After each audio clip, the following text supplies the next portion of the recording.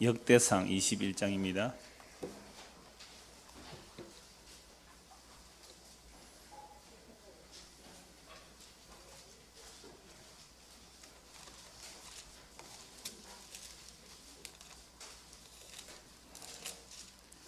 오늘 역대상 21장 1절부터 22장 1절까지 보겠습니다. 우리 한 절만 같이 읽죠. 21장 1절, 역대상 21장 1절 한 절만 같이 읽겠습니다. 사탄이 일어나 이스라엘을 대적하고 다윗을 충동하여 이스라엘을 계수하게 하니라. 아멘. 지난주에 본 말씀은 다윗이 적들로부터 병거를 1000대나 노획을 했습니다. 오늘 같으면 탱크 1000대를 노획했는데 그 중에 병거 100대에 해당되는 말들만 남기고 나머지 병거 900대에 해당되는 말들의 발 힘줄을 아킬레스건을 끊어버렸습니다. 왜 이렇게 했습니까? 다윗이 왜 이렇게 했어요? 이스라엘의 왕은 말을 많이 두지 말라 그랬거든요. 그러니까 다윗이 이때는 여호와의 전쟁을 하고 있는 겁니다. 여호와의 전쟁은 사람의 숫자나 병거의 수로 싸움하는 것이 아니라 하나님의 약속에 대한 믿음으로 싸우는 것이 여호와의 전쟁이거든요. 다윗이 이런 전쟁을 했단 말이에요. 지난주에 봤던 말의 힘줄을 끊어버림으로. 그런데 오늘은 백성들의 인구를 헤아리는 겁니다. 왜 헤아렸어요? 여호와의 전쟁을 잊어버린 거예요. 여호와의 전쟁은 사람의 수로 싸우는 것이 아닌데도 이제 다윗이 적들을 다 평정하고 더 이상 외세의 침략도 없는 그런 안정된 상태, 하나님께서 아브라함에 약속하신 그 땅을 거의 다 정복한 그 상태에서 편안해진 거예요. 쫓겨다니지 않아도 됩니다. 그러니 이제 우리 백성이 얼마나 될지 하고 숫자를 헤아리게 했는데 이 숫자를 헤아리는 것이 1절에 보시니까 누가 충동하죠? 사탄이 충동한단 말이죠. 사탄이 일어나 다윗을 충동하여 이스라엘을 계수하게 하니라. 그런데 사무엘하 24장 1절을 한번 보시죠. 사무엘하 24장 1절.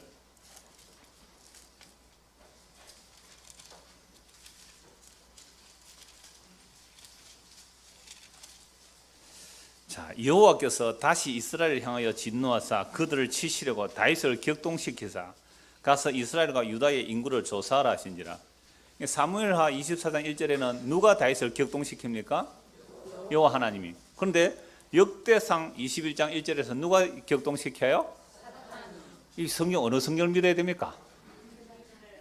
두 개 다 믿어야 됩니까? 그럼 이걸 어떻게 해석하죠? 여러분들 믿음 진짜 좋네요.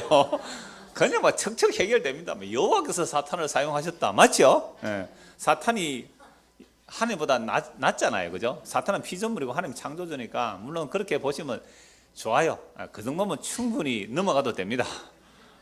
그 정도면 충분히 넘어가도 돼요. 그런데 이거 조금 설명을 더 드려요. 너무 쉽게 답을 해서 참 내가 할 말이 없잖아요. 그러면 자, 지난주에 봤을 때 다윗이 말의 발목의 힘줄을 끊어버렸다는 것은 이스라엘 왕은 말을 많이 두지 말고 은금을 많이 두지 말고 아내를 많이 두지 말고 하나님의 약속의 말씀을 믿어라. 그게 왕의 역할이잖아요. 그래서 발의 힘줄을 끊었는데 지금은 이제 평안한 시기가 왔죠. 그래서 자기 인구를 계수함으로 자기 힘이 얼마나 대단한지를 과시함, 그걸 힘으로 삼고자 함, 이게 있단 말이에요. 저도 한씩 숫자를 헤아려 보는데요.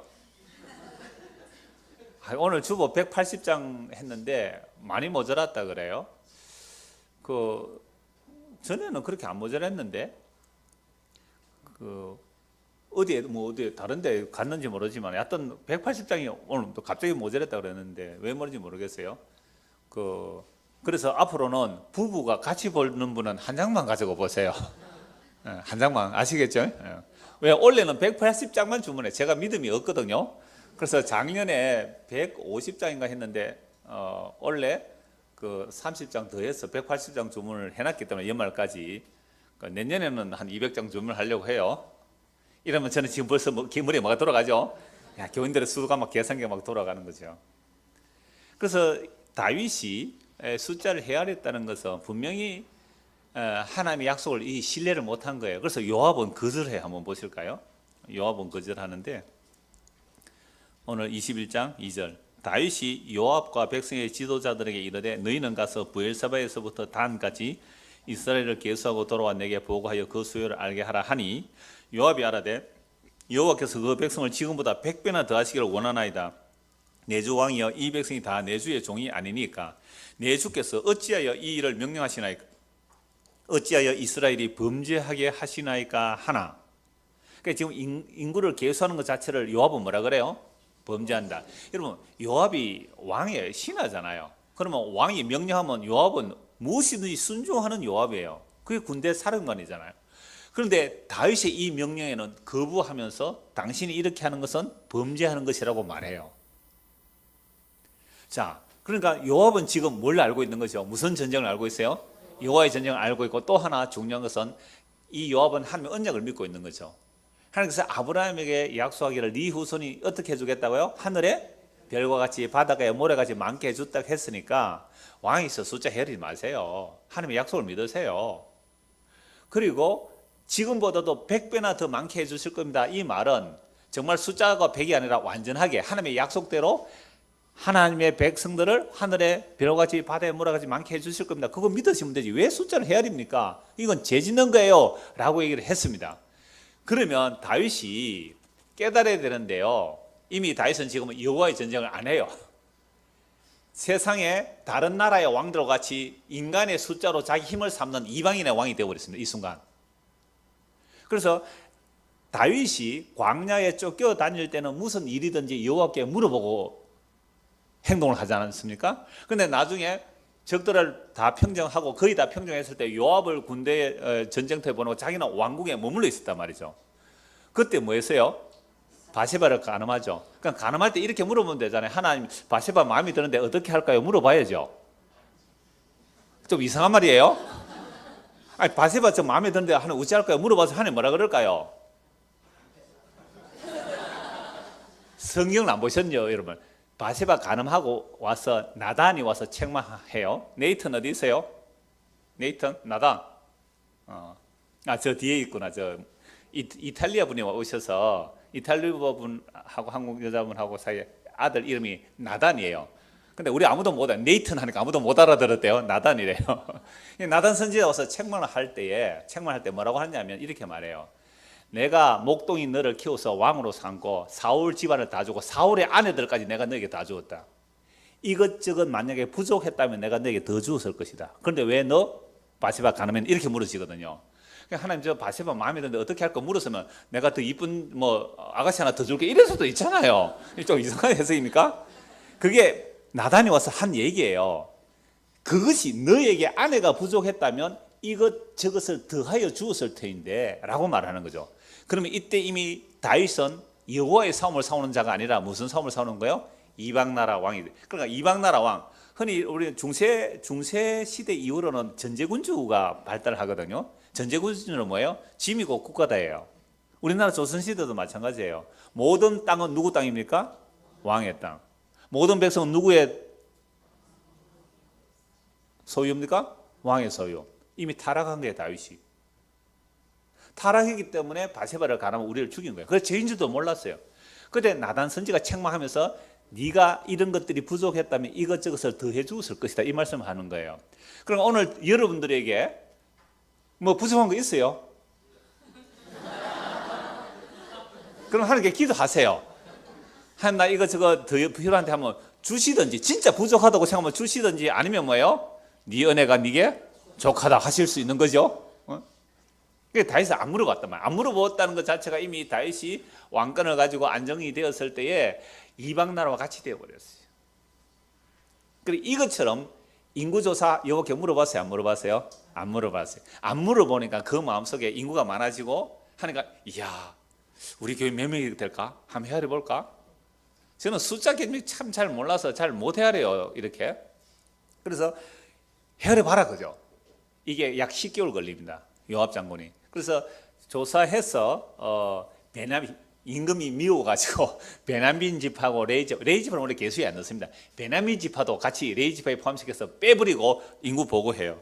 보고한 숫자가 상당하죠. 5절에 요압이 백성의 수요를 4절 보세요. 왕의 명령이 요압을 제청한지라 드디어 요압이 떠나 이스라엘 땅에 두루다닌 후에 예루살렘에 돌아와 요압이 백성의 수요를 다도에 보고하니 이스라엘 중에 칼을 뺄 만한 자가 110만 명이요 유다 중에 칼을 뺄 만한 자가 47만 명이라.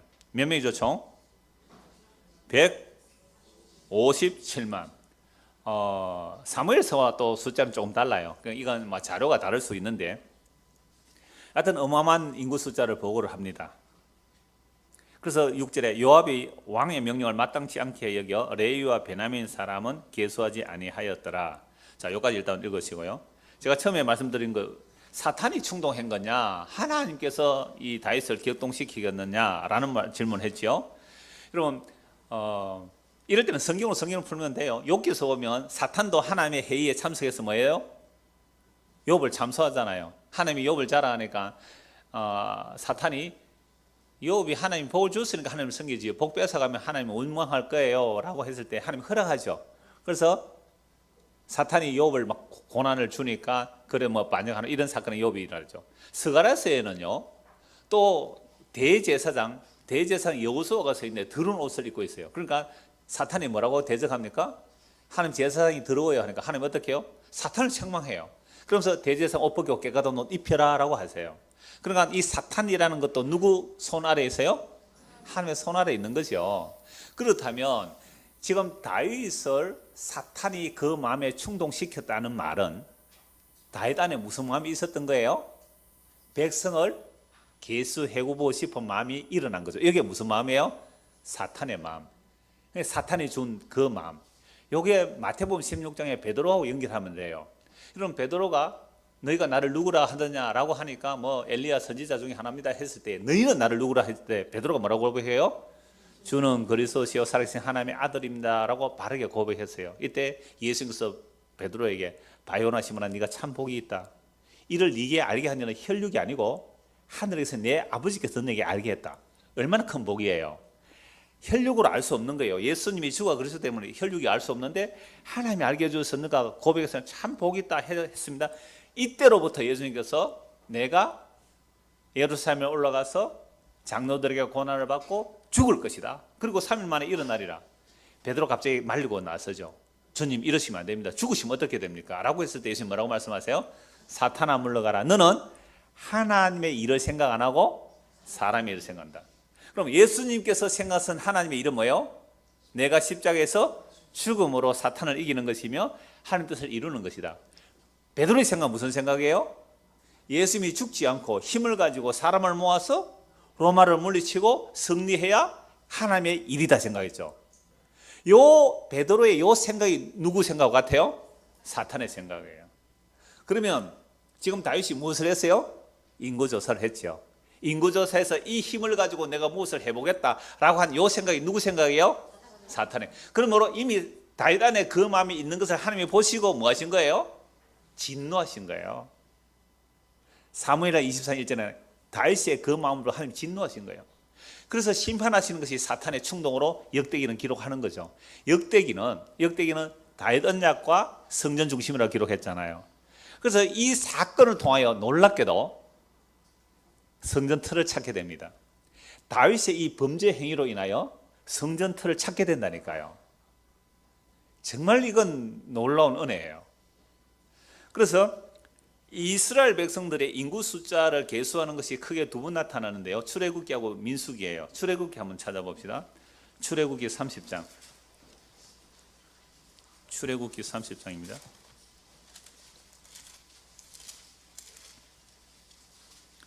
11절부터 보시죠. 여호와께서 모세에게 말씀하여 이르시되 네가 이스라엘 자손의 수효를 조사할 때에 조사받은 각 사람은 그들을 계수할 때에 자기의 생명의 속전을 여호와께 드릴지니 이는 그것을 계수할 때에 그들 중에 질병이 없게 하려 함이라. 무릇 계수 중에 드는 자마다 성소의 세겔로 반 세겔을 낼지니 한 세겔은 20게라라. 그 반 세겔을 여호와께 드릴지며 계수 중에 드는 모든 자 곧 20살 이상 된 자가 여호와께 드리되 너희의 생명을 대속하기 위하여 여호와께 드릴 때에 부자라고 반 세겔에서 더 내지 말고 가난한 자라고 덜 내지 말지며 너는 이스라엘 자손에게 속전을 취하여 회막 보사에 써라. 이것이 여호와 앞에서 이스라엘 자손의 기념이 되어서 너희의 생명을 대속하리라. 자, 출애굽에서 왜 이스라엘 백성을 계수하라 그래요? 20세 이상의 성인 남자를 계수하는 겁니다. 왜 계수하라 그래요? 생명의 속전을 내게 하려고. 생명의 속전을 내가 그걸 가지고 뭘 해요? 회막 봉사에 쓰는 거죠. 성전이 유지되도록 한다 이 말이죠. 이게 예수님 당시에 무슨 세로? 성전세. 우리 봤죠, 성전세. 그러니까 성전세는 부자라고 많이 내고 가난한 자로 적게 내는 게 아니라 생명에 속하면 값이 똑같다 이 말이죠. 그러니까 비싼 생명값이 있고 작은 생명값이 있고 그런 거 아니에요. 근데 대한민국은 어때요? 생명값 같아요, 달라요? 달라요. 그래서 연봉이 10억 되는 사람이 보험금 받는 거하고 연봉이 뭐 5천만 원 되는 사람이 보험금 받는 거하고 전혀 다릅니다. 아세요? 보험 하시는 분 계시잖아요, 몇 분. 생명값이 다르다니까요, 이 대한민국은. 자본주의는 생명값이 달라요. 그래서 옛날에 어떤 사람은 그 황제 노예 가세요. 감옥에 가서 돈 낼 게 없으면 벌금으로 하루치를 계산하는데 황제 노예가 하루에 얼마 치으세요? 5억. 하루 일했다고 5억 쳐줘요. 벌금은 뭐 한 5천억 때려도 뭐 하루에 5억 같으면 뭐 얼마든지 다 갚아낼 수 있죠. 하루에 5억. 보통 사람은 얼마예요? 10만 원 정도예요? 야, 그것도 세네, 단가 세네. 감옥에서 노역해서 10만 원. 그래, 벌금을 내가 뭐 어떤 100만 원 벌금 같으면 하루에 10만 원 같으면 11만 원 이러면 갚을 수 있네. 괜찮은데 그거? 이 세상, 자본주의 세상은 생명값이 달라요. 그런데 성경에서는 생명값은 똑같아요. 그런데 문제는 왜 한 사람 한 사람 헤아려서 그 사람 한 사람 한 사람 다 생명의 속전을 내라 했을까요? 인간의 생명은 생명 그 자체로 가치가 없다는 거 아닙니까? 우리는 성경 외에 그냥 우리끼리 인간끼리 할 때에 인간의 생명은 뭐하다? 존엄하다. 그렇죠. 인간의 생명은 존엄하다. 인간의 생명보다 귀한 것은 없다라고 말하지만 사실 자본주의 사회에서는 생명의 가치가 똑같아요, 달라요? 달라요. 그래서 우리는 1등 칸에 타고 가요, 꼬리 칸에 타고 가요? 아니면 중간 칸에 타고 가요? 우리 애들이 블라디보스톡에서 저 러시아 그거 초등학교 때 꿈이었대요. 열차 타는 거. 예. 그래서 열차를 타고 가요. 처음에 탈 때는 중간까지는 3등 칸 탔대요. 3등 칸. 냄새 나고 막 엉망이 돼. 너무 힘들어서 2등 칸을 한번 타봤대요. 완전히 다르더래요. 대우가 다르더래요. 환경도 다르고. 그게 그 봉준호 감독 맞습니까? 설국역차. 설국역차. 그런데 세상에는 그래요. 이 세상은. 그런데 하나님의 나라 백성들은 생명값이 똑같다 이 말입니다. 딱 반세겔. 부자거나 가난하다 반세겔이라면. 그런데 이 말씀을 보면서 우리 인간의 생명은 그 자체로 존귀한 게 아니라는 거예요. 타락한 이후에 인간은 육체가 되어버렸어요. 그냥 짐승이나 같아요. 종기에 처하나 깨닫지 못하면 멸망하는 짐승과 같다 그랬잖아요. 그러니까 우리의 생명값을 하나님이 보실 때는 카운트 안 해요. 그래서 이스라엘 백성에게 계수된 자를 카운트할 때 네 반세겔 내, 반세겔 내. 왜 내야 되는데요? 네 생명값이야. 그러니까 그 반세겔의 속전을 내지 않으면 생명에서 끊어지는 거예요. 그러면 우리가 태어날 때 가지는 이 생존, 이 생존하는 이 목숨, 이 목숨값 자체는 하나님께서 카운트를 안 하신다는 거예요. 그래서 반드시 계수를 하면 뭐를 내야 돼요? 생명 속전 내야지 네가 생명으로 카운트 해주겠다. 그럼 생명 속전 가지고 뭐 해요? 성막이 유지되죠. 성막에서 뭘 해야 돼요? 피 흘리는 제사를 드려요. 피 흘리는 제사 안에 들어와야 너는 생명을 헤아려 주겠다는 겁니다. 그런데 지금 다윗은 왜 헤아려서요? 수의 7, 가치도 없는 그냥 사람의 수를 헤아리고 있으니까 너 이놈아, 너는 여호와의 전쟁이 뭔지도 몰라 라고 책망하시는 거죠. 그리고 두 번째 인구 조사가 신명기 나오는 거죠. 지금 우리 주일학생들이 읽는 게 신명기인데요. 민수기예요. 민수기인데 민수기는 말 그대로 백성의 숫자를 헤아리는 기록이에요. 민수기, 백성민자의 숫자를 기록하는 게 민수기잖아요. 민수기에서 두 번 숫자를 헤아리는데 처음 민수기 1장 46절에서 헤아리는 숫자가 60만 3,500명입니다. 물론 성인 남자예요. 20세 이상. 이들을 왜 헤아립니까? 애굽에서 어린 양의 피를 바르고 구속받아 나온 숫자들이 60만 3,500명이에요. 그러면 이들을 헤아렸을 때 이들은 또 아까 뭘 내야 돼요? 생명의 속전. 어린 양의 피로 구속받아 나온 자들은 수에 들어가요. 수에 들어가. 60만 3,500명에 들어가요. 그럼 여자는요? 아이들은요? 그거는 남자 안에 포함되는 겁니다. 뭐 기분 나쁘세요? 여러분, 우리가 교회죠. 교회는 그리스도의 신부잖아요. 예수님만 천국 가면 신부는 자동으로 가는 거예요. 기분 나쁠 이유가 하나도 없어요. 오히려 기분 좋아야 돼요. 왜? 내가 나를 책임 안 지도 되는 게 신부예요. 카운터는 하나님께서 예수님만 카운터 하세요. 그럼 우리는 예수 믿으면 예수 안에서 카운터 되는 것이지, 내가 단독으로 하나님이 날 보고 하나 둘 셋 카운터 안 하는 거예요. 예수 안에서 카운터 하세요. 이게 예수 믿어요. 그러니까 내가 책임질 일이 없는 것을 이거 믿음이라 그래요. 그게 무슨 말이에요? 예수님 믿습니다. 왜? 예수님이 우리를 대신 카운트 해주신다니까요. 그래, 어린 양의 피로 나온 사람이 60만 3,500명이지만 이들은 어린 양 안에만 머물러 있으면 카운터가 되는 생명의 숫자예요. 자, 40년을 지나요. 40년 아니라 약 1년. 약 1년 지나서 가나안 땅 입구까지 오죠. 요단강 근처까지 옵니다. 12정탐꾼을 보냈습니다. 12정탐꾼 보냈을 때에 10명이 뭐라고 보고하죠? 그들은 성벽이 크고 군인이 크고 거대한 안악작순들이 있기 때문에 우리는 못 들어갑니다. 못 들어갑니다. 그래서 저 모세를 버리고 새로 지휘자 하나 뽑아서 애굽으로 돌아갑시다 라고 했어요. 그때 여호수아 갈렙은 아닙니다. 하나님께서 우리에게 도와줘서 우리는 들어갈 수 있습니다. 약속을 믿었단 말이죠. 그럼 어린 양의 피에 계수받아 나온 자가 60만 3,500명인데 이들이 10명의 말을 듣고 전부 다 우리는 못 들어갑니다. 애굽으로 다시 돌아갑시다 라고 했어요. 그때 하나님 뭐라고 말씀하세요? 그래, 너희가 못 들어간다 하니까 너희는 못 들어갈 거야. 우리 아이들 다 죽습니다. 아이들만 들어가겠다 해서 40년 동안 40일 정탐기간 하루를 1년씩 40년 동안 이스라엘 백성들을 뭐합니까? 뺑뺑이 돌리죠.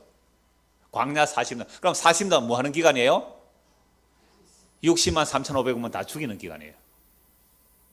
60만 3,500명 중에 누구만 남아요? 여호수아 갈렙. 근데 놀랍게도 여호수아 갈렙만 들어간 게 아니라 그 계수된 자 중에 그냥 들어간 사람 있어요. 엘더 아사리라고 제사장이에요. 제사장은 카운터가 안 돼요. 왜? 이미 죽은 자거든요. 이미 계수에 안 들어가요. 맏아들은 하나님께 바쳐진 계수 안 되는 자이기 때문에 엘더 아사리 여호수아에서 나온단 말이에요. 제사장. 그런 걸 보면, 그러니까 우리는 막 두 명만 들어갔다 그럴 필요는 없다 이 말이죠. 죽으면 들어가요. 이미 하나님께 바쳐진 거거든요. 레위 지파라는 것은 맏아들 대신에 희생되어 바쳐졌기 때문에 12지파의 계수에서 빼버립니다. 요셉의 두 아들만, 그죠? 두 지파가 되고 아예 지파에서 빠지는 거예요. 그 희생된 제사장 계열을 보여주는 거죠. 그러니까 우리가 이 땅에서 왕 같은 제사장이라는 것은 어떻게 하면 돼요? 나는 수에 칠 가치도 없습니다. 근데 이름 부르다가 이름 빼면 어째요? 이름 좀 틀리게 쓰면 어떻게 해요? 목사님, 이 이름이 이게 뭡니까 이게? 그래서 인간들은 자기 이름을 위해 살아가죠. 이걸 죄라 그래요. 그래서 처음 숫자에서 40년 지나고 다시 헤아리죠. 헤아리니까 그 수가 60만 1,730명. 민수기 26장 51. 요들이 들어가요. 이 숫자. 그러니까 광야에서 태어난 자들이거든요. 그러면 어린 양의 피를 바르고 나온 자들이 약속의 땅에 들어가지 못한 것은 어린 양의 피의 능력, 하나님의 약속의 능력을 믿지 못함으로 이들은 수에서 빼버리겠다 이 말입니다. 생명책에서 이름이 빠지는 자가 누구 계세요? 예수님 안 믿는 사람 생명 이름 뺀다는 거 아니에요. 그러면 거꾸로 예수님의 생명책에 이름이 기록된 사람은 처음부터 끝까지 누구만 믿을까요? 예수만 믿겠죠. 너무 쉽잖아요. 예수님을 믿는다는 말은 뭘 안 믿어요? 나를 안 믿고 내가 뭐 했다는. 오늘 주혜임 지사님 정말 좋았어요. 그 내용들 우리가 정말 그랬잖아요. 그죠? 그동안 장부책에 기록해놨단 말이에요. 장부책에 그거 가지고 하나님과 거래하려고 그것과 나중에 천국 들어가려고 그거 찢어지는 거예요. 카운터 한 거예요. 카운터 찢어지는 거예요. 그렇게 생명책에 기록된 자는요 그거 찢어져야 돼요. 오늘 오전 말씀과 다 연결되죠. 그게 무너지는 거잖아요. 그게 찢어져서 어디로? 예수님 안에서 요단강 건너가야 돼요. 예수님 안에서. 이게 민수기의 인구 계수잖아요. 자, 정말 그러한가? 정말 그러한가? 이사야 2장 찾은 김에 봅시다. 이사야 2장 20절 보십시오. 이사야 2장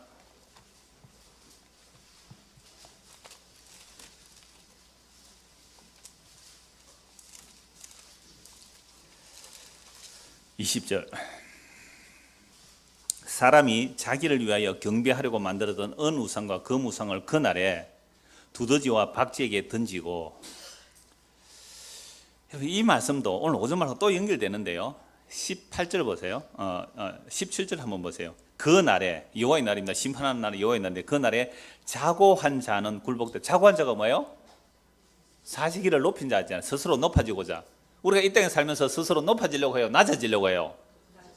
네, 높아지려고 하죠. 그게 교만한 자죠. 교만한 자는 낮아지고 여호와께서 홀로 높임을 받으실 것이요 우상들은 온전히 없어질 것이며 사람들이 암혈과 토굴로 들어가서 여호와께서 땅을 진동시키려고 일어나실 그때에 그의 위엄과 그 광대하심의 영광을 피할 것이라. 이 요한계시록에 나오는 말씀은 똑같죠? 어린 양의 진노, 여호와의 진노의 날에 너무 무서워가지고 암혈과 막 바위굴에 숨어요. 이들은 어떤 사람이에요? 교만한 자죠. 그럼 교만한 자가 어떤 자가 교만한 자예요? 은과 금을 믿은 거예요. 자기 행위를 믿은 거예요. 예수를 믿지 않은 거예요. 사람이 자기를 위해 경배하려고 만들었던 은 우상과 금 우상을 그날에 두더지와 박쥐에게 던지고 암혈과 험악한 바위 틈에 들어가서 여호와께서 땅을 진동시키려고 일어나실 때에 그의 위엄과 그 광대하심의 영광을 피하리라. 오늘 오전 말씀 요한계시록 말씀 다 나오는 말씀이에요. 수요일 저녁 말씀 다 연결해서 성이 다 이렇게 연결돼요. 그러니까 이러한 그 여호와의 진동이 위엄이 임하는데 22절 보세요. 너희는 뭘 의지하지 말라? 인생을 의지하지 말라. 그의 호흡은 코에 있나니 쇠말 가치가 어디 있느냐? 수에 칠 가치고도 없는 인생의 행위를 왜 의지하느냐? 그러니까 우리가 하나님께서 우리를 카운트하실 때, 숫자를 헤아리실 때 어디 아래 있을 때만 숫자로 헤아려져요? 예수의 피 아래 있을 때에, 하나님의 언약 아래 있을 때에, 하나님의 속죄의 뚜껑 아래 있을 때에 그걸 사람의 수로 치워주는 거예요. 그 하나님의 어린 양의 피에서 벗어나면 사람의 수로 인정 안 해요. 수에 칠 가치가 없대요. 이게 인생을 의지하지 말고 하나님의 약속을 붙들라는 겁니다. 이 정도로 해두고요. 다시 오늘 본문을 보십시다.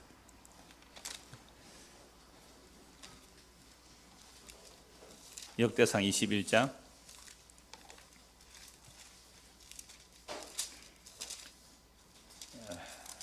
7절부터 보시죠. 하나님이 이 일을 악하게 여기사 이스라엘 치심에. 하나님께서 왜 치셨다고 알겠죠? 다윗 안에 무슨 마음이 들었어요? 이제는 이 정도 하면 이제 숫자 헤아려 만 안 하냐? 이거 하니까 하나님께서 그걸 악하게 보시고 이스라엘 치십니다. 다윗이 그럼 이스라엘 치다면 이미 전염병이 돌아온 거예요. 심판이 일어나고 있는 거죠. 심판이 일어나고 있는 중에 다윗이 하는 게 아뢰되 내가 이 일을 행함으로 큰 죄를 범하였나이다. 그러니까 역대기는 사무엘은 이렇게 사건 순으로 기록되면 역대기는 안 그렇다고 했죠. 이렇게 압축적으로 말씀하고 있으니까 다윗이 하는 게 아뢰되 내가 이 일을 행함으로 큰 죄를 범하였나이다. 이제 간구하옵나니 종의 죄를 용서하여 주옵소서. 내가 심히 미련하게 행하였나이다 하니라. 인구 숫자 헤아리고 나서 책망을 받을 때 이제야 죄가 뭔지 알았죠. 여호와께서 다윗의 선견자 갓에게 말씀하여 이르시되 왜 갓에게 말씀하시죠? 여러분 갓은요 광야에 있을 때 한번 다윗에게 말하고 그 뒤에 나타나지 않아요? 다윗이 왕이 되었을 때는 주로 누가 선지자 역할해요? 나단 선지자가 했는데 이때 갓이 왔어요. 왜 갓이 왔을까요? 갓은 사무엘상 22장에 보면 다윗이 광야로 다닐 때에 다윗에게 예언해 준 사람이에요. 그러니까 지금 다윗 보고 뭐라는 거예요? 네 올챙이 시절 잊지 말라 이 말씀이 또 되잖아요. 네가 지금 깨구리 됐다고 네 올챙이 시절 잊었니? 네가 광야 다닐 때는 맨날 하나님께 구하고 다니더니 이제 네 뭐 하는 일이야? 라고 갓을 보내는 거죠. 갓을. 그 문재인 대통령 친구 아주 절친 중에 한 사람이 자기 프로필에 나온 절친 중에 한 사람이 목사가 있더라고요. 그래서 영도에서 같이 공부하고 했던 그 아주 어릴 때부터 친했던 친구가 있던데 그 목사가 처음에 너는 그 정치할 사람이 아니니까 너무 정직하대요. 너무 올곧대요. 그래서 사람과 잘 사귀도 못했대요. 그러니까 너는 정치하지 마라. 정치판에 내가 들어갈 사람이 아니라 그랬대요. 그러다가 어느 날 이게 오히려 성경을 쭉, 그래서 자기도 목사 기도했대. 기도하다가 성경을 보니까 정의와 뭐 공의를 뭐 신실하게 지켜내는 이런 성경 구절을 보고 가서, 그래, 이스라엘 왕이 이래 했는데 니도 그건 정직하고 공의롭게 해라 하고 내 기도 응답 받았다고 가서 얘기해줬다, 그런 얘기를 하더라고요. 그 다음 뉴스에 뜨던데. 그러니까 갓이 왜 왔어요? 그 문제가 되면 나중에 확 바뀌면 누가 가서 뭐라 해야 돼요? 아주 절친인 목사 가서 니 옛날에 그래놓고 니 왜 바뀌나 이렇게 뭐라 해라 말이야. 지금 누가 지금 다윗에게 그렇게 말해? 갓. 그 고생할 때에 갓이 하나님의 말씀을 전해주는데 그 갓이 이제 왕이 돼 있는 다윗에게 가서 말하는 거예요. 그러니까 그 정확한 표현은 안 나오지만 그런 뉘앙스가 얼마든지 일어날 수 있잖아요. 니 지금 깨구리 됐구나 지금. 올챙이 시절 기억도 마. 니 깨구리, 니 스위치를 가치도 없어, 이 말씀이에요. 어디 감히 네가 숫자를 헤아려서 그걸 너의 힘으로 삼고 사니? 그러면 세상도, 대통령도 어떻게 하면 대통령이 돼요? 숫자만 많이 표 찍으면 대통령 돼요. 그죠? 저도 사람들이 표만 많이 찍어주면 대통령 될 수 있잖아요. 아주 비웃는데 몇 사람이. 그러면 대통령 못 되었어도 그래도 내가 교계에서 제가 이름이 날라가면 어떻게 돼야 돼요? 숫자가 일단 많아야 돼요. 분막사도 한 사람 없어가지고 뭐 어디 뭐 다니겠어요 오라 하는데, 제보고 지금 우리 저 상남교회 이번 그 경상연합회 하는 상남교회 목사님 헌신예배 좀 와주십시오. 몇 시입니까? 1시 반입니다. 저 못 갑니다. 분막사 있으면 탁 맡겨놓고 가잖아요. 이 분막사 한 사람 구하자 말일 같대요. 여러분 이 앞에 서문화교회 있잖아요.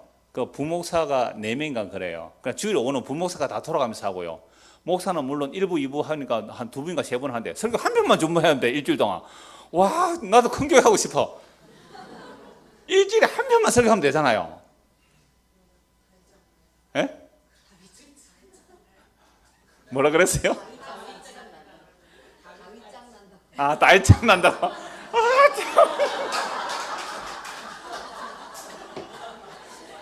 그럴 거예요. 자, 그러면 일주일에 설교 한 편만 준비하면 되잖아요. 그리고 다 부목사에 맡겨놓으면 시간 널널하겠다. 그죠? 그러니까 다른 데 자꾸 눈 돌리게. 그러네. 그래서 하나님께서 부흥을 안 시켜주시구나. 저를 사랑하셨어. 감사합니다. 그렇게 해주셨어. 그렇게 되겠죠. 그죠? 우리도 다 끝장나요. 끝장나요. 그래서 오죽했으면 그래서 깨구리가 올챙이 시절 모른다는 말이 다 이렇게 되는 거죠. 그래서 다윗이 그렇게 인구 조사를 했을 때 이제 죄를 회개할 때 누가 왔다고요? 갓.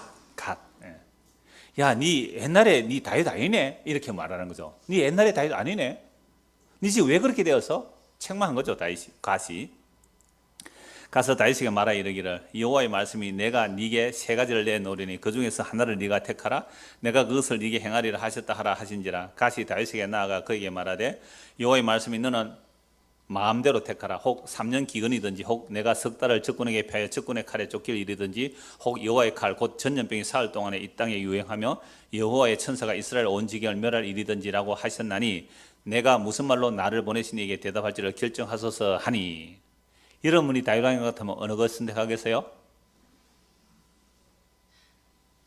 3년 기근 일어나면 이거 뭐 온 백성에게 원망 듣기는 마땅하죠. 그 다음에 자기가 석 달 동안 적군에게 쫓겨다니면 끔찍할 거예요. 왜? 옛날에 사울에게 쫓겨다니는 기억이 너무 많으니까. 그리고 3일 동안 전염병이 유행하는 거. 여러분이 다윗 왕 같으면 어느 것 선택하겠어요? 자기가 석 달 동안 쫓겨다니면 백성들은 피해가 안 올 거 아니에요. 다윗이 갓에게 이르되 내가 공경에 빠졌도다. 여호와께서는 긍휼이 심히 크시니. 종교적 용어입니다. 요거. 여호와는 긍휼이 우리 이런 말 많이 하죠. 긍휼이 크시니 딱 이렇게. 내가 그의 손에 빠지고 사람의 손에 빠지지 아니하기를 원하노라. 요러면 하나님이 잘 봐주고 전염병 할 듯 하다가 그만둘 줄 알고. 왜? 하나님 긍휼이 크시니까. 교묘합니다, 인간요. 다윗 나중에 한번 보십시오. 정말 뒤끝 장렬입니다. 죽으면서도 솔로몬에게 다 얘기하잖아요. 저놈 원수 갚으라고. 죽으면서도 용서 못하고 죽어요, 다윗이. 이에 여호와께서 이스라엘 백성에게 전염병을 내리시며 이스라엘 백성 중에 죽은 자가 몇 명이요? 7만 명이에요. 인구조사를 헤아려서 자기가 힘을 삼으려는데 오히려 전염병 때문에 7만 명 죽었어요. 이제야 이제 다윗이 정신 차립니다. 여호와의 전쟁이 뭔지 알고 회개합니다. 15절 하나님이 예루살렘을 멸하러 천사를 보내셨더니 천사가 멸하려 할 때 여호와께서 보시고 이 재앙 내림을 뉘우치사 멸하는 천사에게 이르시되 족하다. 이제는 내 손을 거두라 하시니 또 여호와 하나님께도 뉘우치다는 말이 나오죠. 하나님이 왜 뉘우칠 일을 왜 하셔요? 이게 이제 신인 동성 동형론적 표현 그렇게 신학적으로 요구합니다. 하나님께서 사람의 뜻으로 말하는 거죠. 내가 다윗을 보고 또 이스라엘도 이런 다윗만이 아니에요. 이스라엘 백성들도 숫자가 많아지니까 어떤 마음이 들었어요? 야 이제 이만하면 우리도 개척교회는 벗어났네.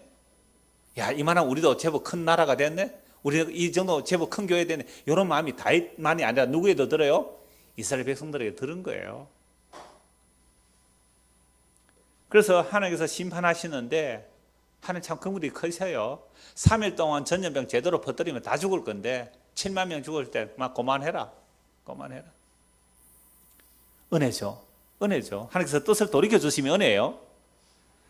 그때 여호와의 천사가 여부수 사람 오르난의 타작마당 곁에 있으니라. 다윗이 눈을 들어보며 여호와의 천사가 천지 사이에 있었고 칼을 빼어 손에 들고 어디를 향하고 있어요? 예루살렘을. 천사가 딱 예루살렘 내가 다 치겠다는 거잖아요. 예루살렘 누가 사는데요? 다윗이 살죠. 다윗이 장로들과 더불어 굵은 뼈를 입고 얼굴을 땅에 대고 엎드려 하나님께 아뢰되 명령하여 백성을 계속하게 한 자가 내가 아닙니까? 범죄하고 악을 행한 자는 곧 나입니다. 이 양떼는 무엇을 행하겠나이까? 청하건대 나의 하나님 여호와여 주의 손으로 나와 내 아버지 집을 치시고 주의 백성의 재앙을 내리지 마옵소서 하니라. 이제야 비로소 뭘 알아요? 자기 죄를 알고 여호와의 전쟁의 의미를 알고 주여 내가 잘못했습니다. 18절 여호와의 천사가 갓에게 명령하여 다윗에게 이르시기를 다윗은 올라가서 여부수 사람 오르난의 타작마당에서 여호와를 위하여 제단을 쌓으라 하신지라. 이에 같이 여호와의 이름으로 이런 말씀대로 다윗이 올라가니라. 그때에 오르난이 밀을 타작하다가 돌이켜 천사를 보고 오르난이 4명의 아들과 함께 숨었더니 천사가 오르난의 타작마당에서 예루살렘 칼을 빼들고 있으니까 오르난이 타작하다가 아들과 함께 숨었어요. 너무 무서워서. 천사가 사람의 형태로 왔겠죠? 그러니까 숨어 있습니다. 다윗이 오르난에게 나아가며 오르난이 내다보다가 다윗을 보고 타작마당에서 나와 얼굴을 땅에 대고 다윗에게 절하며 다윗이 오르난에게 이르되 이 타작하는 곳을 내게 넘기라. 너는 상당한 값으로 내게 넘기라. 내가 여호와를 위하여 여기 한 제단을 쌓으리니 그리하면 전염병이 백성 중에서 그치리라 하니 오르난이 다윗에게 말하되 왕은 취하소서 내 주 왕께서 좋게 여기시는 대로 행하소서 보소서 내가 이것들을 드리나이다. 소들은 번제물로 곡식 뜨는 기계는 화목으로 밀은 소제물로 삼으시기 위하여 다 드리나이다. 제가 잘못 읽었죠 방금? 화목으로. 화목이 아니라 불 때는 나무로. 부산의 개척한 교회 이름이 화목교회예요. 화목교회가 아니라 화목교회. 불 화자 나무 목자. 밀은 소제물로 삼으시기 위하여 다 드리나이다 하는지라. 다윗 왕이 오르나니 이르되 그렇지 아니하다. 내가 반드시 상당한 값으로 살리라. 내가 여호와께 드리려고 내 물건을 빼앗지 아니하겠고 값 없이는 번제를 드리지도 아니하리라 하니. 아니 값 없이라 했는데 왜 다윗은 값 없이 안 하겠다 그래요? 다윗이 자기 죄를 인정하는 거거든요.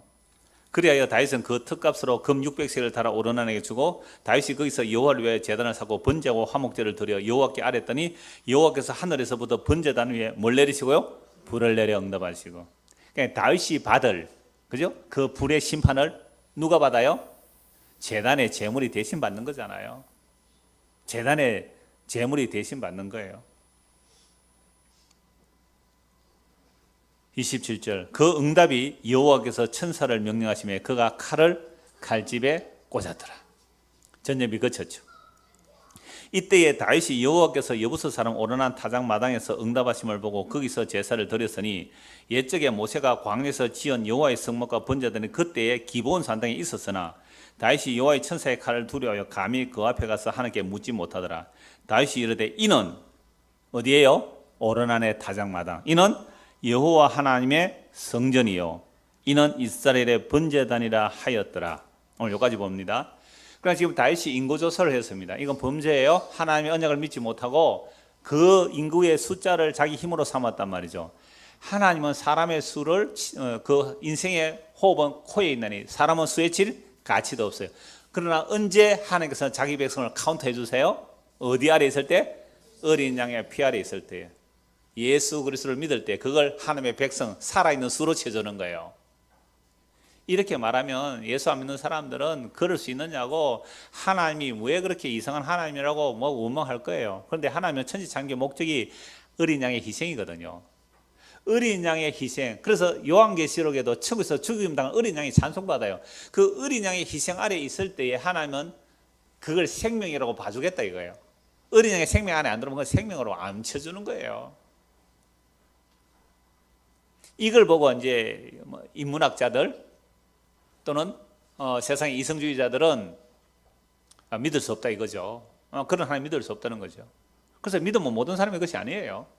믿음은 모든 사람의 것이 아닙니다. 어린 양의 생명체에 기록된 자만이 자기가 왜 수에 칠 가치도 없는 자임을 알아요. 다윗이 숫자를 헤아리고 나서 그 죄를 알게 되잖아요. 책망하니까 주여 내가 범죄하였나이다. 하나님의 약속을 믿지 않고 수에 칠 가치도 없는 사람의 숫자로 힘을 삼으려고 했던 그것을 회개합니다. 앞에서 제가 여러 절 드렸지만 대통령 되는 것도 마찬가지잖아요. 이런 노회장이 되려고 하고 총회장이 되려고 해도요, 적어도 교회가 뭐가 정도 받쳐줘야 돼요? 어느 정도 규모를 받쳐줘야 돼요. 물론 정치 잘하는 사람들은 교회가 뭐 몇 사람 안 돼도 얼마든지 정치하는 사람이 있는데 그건 정말 정치꾼이고요. 그 세상이나 교회나 무엇으로 힘을 삼고 있는지 보란 말이에요. 야, 우리 숫자가 얼마인데, 아이고 원래 예산 얼마 결산 받았습니까? 이런 것들을 목사들 모임이나 장로들 모임에서 그런 얘기를 하잖아요. 지금 이미 그건 무슨 얘기 하는 거예요? 우리는 예수님의 십자가 피는 상관없고 사람의 수 많이 모았고 재정이 많으니까 이렇게 번듯한 건물이 있으니까 이걸 힘으로 삼고자 하는 다윗의 인구조사와 하나도 다르지 않다 이 말이에요. 근데 우리는 그걸 힘으로 삼고 있거든요. 그래서 다윗이 그 인구조사로 인하여 무려 7만 명이 죽고 났을 때에 비로소 하나님 말씀하시죠. 오르난의 타작마당에서 뭘 사라? 제단을 사라. 그 오르난의 타작마당의 제단을 사음으로 거기서 속죄가 일어났기에 더 이상 전염병이 퍼지지 않았단 말이죠. 그러면 성전의 기능이 뭐예요? 아까 우리가 이스라엘 백성을 출애굽해서 왜 헤아리라 그랬어요? 생명의 속전이 필요한 거예요. 그냥 태어난 대로 생명으로 보는 게 아니라 어린 양의 피 아래 성전이라는 기능은 대속의 기능이거든요. 정결한 짐승의 희생을 통하여 죄 있는 자가 용서받는다는 것을 보여주는 모형이에요. 그러니까 우리는 우리의 태어난 이 목숨 자체가 영원한 생명이 아니란 말이죠. 그리고 반드시 우리는 생명의 속함을 받아야 돼요. 그게 무슨 기능이에요? 성전의 기능이죠. 근데 이 성전의 기능을 생명의 속함을 보여주는 성전의 기능이 아니라 그걸 신과 거래하는 종교의 시장터로 만들어 버렸을 때에 하나님은 그 성전을 뭐 해버렸어요? 무너뜨린 거죠. 그래서 다윗이 지금 성전을 지을 때에 그 터가 무슨 터인가? 역대하 3장 1절을 보십시오. 역대하 3장 1절입니다.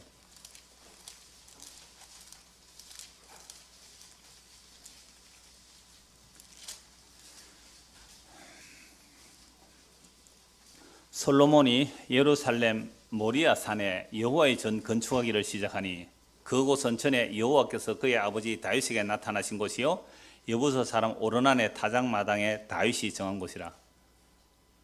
지금 오르난의 타작마당이 무슨 산이에요? 모리아산. 모리아산에 무슨 일이 일어났죠?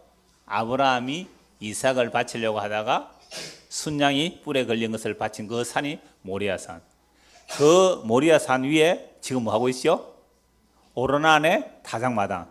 거기서 다윗이 번제와 화목제를 드림으로 예루살렘을 향하여 있던 천사의 칼이 칼집에 꽂혀지는 거잖아요. 그러니까 그 칼이 예루살렘 향해 가면 다 죽는데 그 칼이 칼집에 꽂혀졌어요. 천사 칼집에 꽂혔단 말이에요. 그 칼을 누구에게로 돌린 거예요?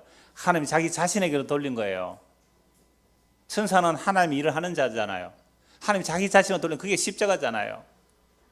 자기 아들에게 그 칼을 겨누셨어요. 예루살렘에 향하는 그 칼을 예수님이 십자가로 대신 받으셨단 말이에요. 그래서 그 평화에 서서 예수를 믿는 것이 생명을 얻는 길인데 그 예수를 배척해 버렸어요. 그래서 오르난의 타작마당, 그 여호와의 산에서 준비되리라. 그래서 아브라함이 이삭을 바칠 때에 이삭 대신에 양을 바치고 나서 여호와가 그 산 이름을 뭐라 그래요? 여호와 이레. 여호와 이레. 뜻이 뭐예요? 여호와께서 준비하시리라. 여호와께서 준비하시리라. 뭘 준비해 놓으셨어요? 예수님을 준비해 놨잖아요. 여호와께서 준비하는데 순양이 아니었어요. 예수님을 준비해 놓았잖아요. 그게 오르난의 타작마당이에요. 아브라함과 다윗의 자손 예수 그리스도의 세계라. 마태복음 1장 1절. 아브라함이 제사를 보여준 게 모리아산이에요. 그 모리아산에 다윗이 제사를 드려요. 대신 희생하신 순양, 아브라함의 언약을 따라 다윗의 언약을 따라 예수 그리스도, 마태복음 1장 1절 예수의 세계라. 이 예수님이 이 땅에 오셔서 뭘 하셔요? 십자가에서 다 이루셨어요. 십자가에서. 그래서 그 예수님 안에서만 뭐가 넘어가요? 죽음의 천사가 칼집에 꽂는다니까요. 우리를 향한 그 칼이 예수님 자기로 향하는 거예요.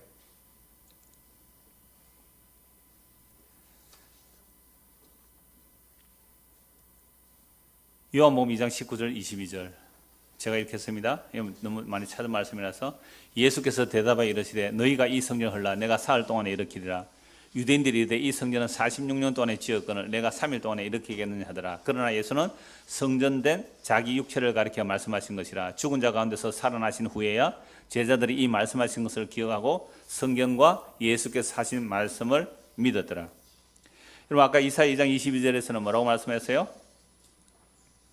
인생의 호흡은 코에 있나니 뭐의 가치도 없다고요? 수에 칠 가치도 없다라고 했죠. 베드로전서 1장 24절 25절 한번 보시죠. 베드로전서 1장 24절 25절.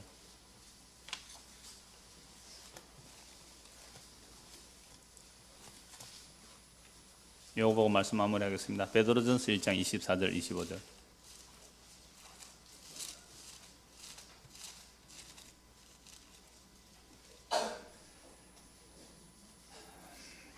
이 말씀은 이사야 선지자의 말씀인데요. 베드로가 이사야의 말씀을 가지고 무엇을 증거하는지 보십시오. 자, 23절부터 보죠. 너희가 거듭난 것은 썩어질 시로 된 것이 아니요 썩지 아니할 시로 된 것이니 살아있고 항상 있는 하나님의 말씀으로 되었느니라. 자, 살아있는 썩지 아니할 살아있는 항상 하나님의 말씀이 무엇과 대비하는지 24절 보십시오. 그러므로 모든 육체는 풀과 같고 그 모든 영광은 풀의 꽃과 같으니 풀은 마르고 꽃은 떨어지되 무엇과 대비하고 있죠? 우리 육체와 대비하고 있죠? 살아있고 항상 있는 말씀하고 우리 육체를 대비해요. 오직 주의 말씀은 세세토록 있도다 하였으니 너희에게 전한 복음이 곧 이 말씀이라. 그럼 하나님의 살아있는 말씀이 뭐로 연결돼요? 복음. 이 복음은 영원합니다. 근데 우리 육체는 뭐예요? 풀이에요. 그래서 풀이 아름답다 영광스럽다고 할지라도 그것은 풀에서 꽃이 피는 거예요. 여러분 꽃 정말 예뻤죠? 우리 요 건물 뒤에 수국이 하나 있는데 나무로 되어 있어요. 너무 이뻐요. 얼마나 하얀 꽃이 탐스러운지 몰라요. 여러분 수국꽃은 토양 따라 속깔이 달라져요. 여러분 흰 꽃이 피었어요. 정말 이뻤어요. 그런데 어제 제가 화장실에 이렇게 내다보면 보여요. 어제 보니까 너무 추해요. 여러분 꽃은 필 때는 아름다운데 떨어질 때는 왜 그렇게 추한지 몰라요? 인생도 그런 것 같아요. 그죠? 예, 늙으면 다 추해지잖아요. 저도 자꾸 말하니까 이제 이 옆에 이렇게 나이 든 사람 말하면 옆에 침이 이렇게 묻더라고요. 저도 자꾸 그럴 것 같아서 지금 조심스러운데. 인생이 풀이고요. 인생이 영화롭다고 할 때 꽃 같은 아가씨들 예, 그 풀의 꽃이에요. 좀 있으면 다 떨어진다니까. 그때 시집 가든지 하세요. 이거 알면 안 가도 괜찮고요. 주의 말씀은 세세토록 있도다 하였으니 너희에게 전한 복음이 곧 이 말씀이라. 여러분 이러한 우리 인생의 풀과 같은데요. 그런데도 자기 힘을 과시하고 싶어요. 우리 구역은 몇 명 모였는가? 우리 교회는 몇 명 모였는가 계산해 보죠. 우리 주부에 그런 숫자 기록 안 하지만 하나 안 하나 우리의 본성은 늘 사람의 수에 가치를 두려고 합니다. 그래서 오늘 저와 여러분이 이 말씀 앞에서 나는 정말 수에 칠 가치도 없는 자였는데 왜 나를 수에 치 주시지? 아버지께서 예수님은 내가 온 것은 아버지의 뜻을 이루러 왔는데 아버지께서 나에게 주신 자는 내가 하나도 잃어버리지 않고 다 찾아내겠다. 내가 양은 목자의 음성을 알고 목자는 양의 이름을 알죠. 하나하나 불러내시는 거죠. 콜링 하는 거죠. 콜링. 한 불러내는 거죠. 주께서 우리를 부르는 소리는 어디서 부르실까요? 십자가에서 불러요. 십자가는 저주받은 십자가, 멸시받은 십자가에서 우리를 불러내세요. 그 부르심이 들릴 때에 다윗 같은 고백하는 거죠. 다윗 같은 고백. 주여 내가 잘못했습니다. 하나님의 약속 외에 내가 다른 것을 힘으로 삼았습니다. 하나님의 약속 외에 내가 왕이 되고 백성이 많아지는가 그걸 나의 힘으로 삼았습니다. 주여 내가 회개합니다. 그래? 그렇다면 너 성전 만들어. 성전에 터 준비해. 그래서 오르난의 타작마들 뭐라 해요? 돈을 주고 성전 터를 만들어 놓는. 그 솔로몬이 성전 짓죠. 그 성전 터 오르난의 타작마들이 누구의? 아브라함의 이삭과 그 자리. 아브라함과 다윗의 자손을 아브라함과 다윗의 언약을 따라온 예수 그리스도. 그분이 십자가에서 뭘 다 이루어버렸어요? 성전의 기능을 다 이루었어요. 성전에. 그래서 이 성전을 헐라 내가 3일 만에 이렇게 이겼노라. 이것은 자기의 육체를 말합니다. 예수님께서 십자가에 죽고 3일 만에 일어나심으로 이제는 건물 성전이 없습니다. 예수님이 성전이시고 그리스도의 영이 우리에게 임한 자들이 우리가 이제 성전이 된 거잖아요. 이 성전은 카운트하세요. 무엇으로 성전된 자를 카운트해 주실까요? 성전은 뭐가 흘려요? 피 흘림. 피 흘림 없이는 삶이 없죠. 베드로전서 1장 2절입니다. 베드로전서 1장 2절 같이 읽읍시다. 1절 2절 같이 읽읍시다.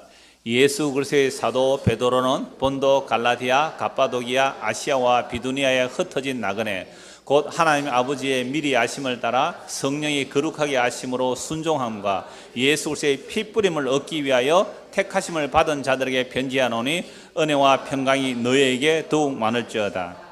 그러니까 우리 인생은 정말 수혜해야 될 가치가 없어요. 그런데 하나님의 자기 백성은 뭐 뿌림을요? 예수 그리스도의 피뿌림 안에 성도라 그래져요. 예수의 피뿌림 안에 있을 때에 성도라 그래요. 다른 별명은요? 흩어진 나그네. 흩어진 나그네. 저와 여러분이 어디에 살든지 오늘 보니까 이탈리아에서 오신 분이 계세요. 이탈리아에서 오신 분이 지금 통역하고 계시는데 그분도 흩어진 나그네요. 이탈리아에 있다고 갑자기 진해는 왜 왔을까요? 그리고 이 교회는 왜 왔을까요? 뭐 듣기 위해서? 우리는 원래 수에 칠 가치도 없던 자들인데 어린 양의 피뿌림으로 그리스도의 몸이 되고 그리스도 안에서 하나가 되고 하나님의 자녀가 되는 이 놀라운 소식, 이것이 바로 성전이 보여주고자 하는 기능이었어요. 이 성전의 기능을 누가 이루어내셨어요? 예수님이 이루어내시고 자기의 피뿌림으로 우리를 피로 값주고 사셔서 우리를 하나님께 드린, 우리가 하나님의 나라요, 하나님의 백성이 된 겁니다. 이걸 하나님의 나라라 그래요. 이게 하나님의 성전이라 그래요. 이런 사람들이 영원한 시한과 새 땅에 들어갈 자들입니다. 이 놀라운 은혜가 저와 여러분에게 마음으로 새겨지기를 소원합니다. 기도합니다. 하나님 아버지, 우리는 정말 수에 칠 가치도 없었는데 오직 예수님의 피뿌림으로 성도라 불러주시고 하늘나라 백성 만들어주시니 감사합니다. 그 어린 양의 피뿌림이 죽어서도 찬송의 제목이 된다는 사실을 알게 하시고 이 역사를 살아갈 동안 예수님의 십자가에 다 이루심이 얼마나 엄청나고 놀라운지 날마다 새롭게 우리 마음에 가득 채워지게 하여 주옵소서. 예수 그리스도 이름 받들어 기도드리옵나이다. 아멘.